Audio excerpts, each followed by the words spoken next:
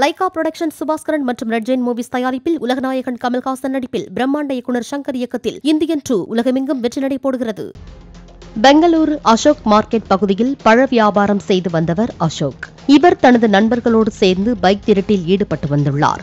அதிலும் அசோக் உயர் ரக பைக்குகளை மட்டும் குறிவைத்து திருடி வந்ததாக கூறப்படுகிறது. கணவன் குற்றச்செயலில் ஈடுபடுவதால் சில மாதங்களுக்கு முன்பு அசோக்கின் மனைவி அசோக்கை பிரிந்து சென்றுள்ளார்.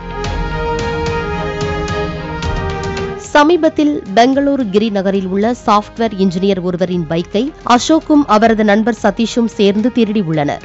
இதுகுறித்து போலீசார் விசாரணை நடத்திய நிலையில் அசோக் மீது கொலை கொள்ளை என 40 வழக்குகள் இருந்துள்ளன. அசோக் தான் திருடிய பணத்தை மார்பக புற்றுநோயால் பாதிக்கப்பட்ட தனது நண்பனின் மனைவியின் சிகிச்சைக்கு செலவிட்டது தெரியவந்துள்ளது.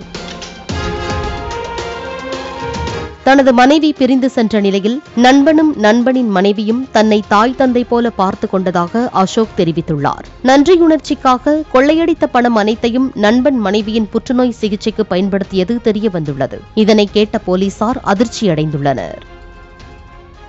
லைகா புரொடக்ஷன் சுபாஸ்கரன் மற்றும் ரெட் ஜெயின் மூவிஸ் தயாரிப்பில் உலகநாயகன் கமல்ஹாசன் நடிப்பில் பிரம்மாண்ட இயக்குநர் சங்கர் இயக்கத்தில் இந்தியன் 2 உலகமெங்கும் வெற்றி நடை போடுகிறது.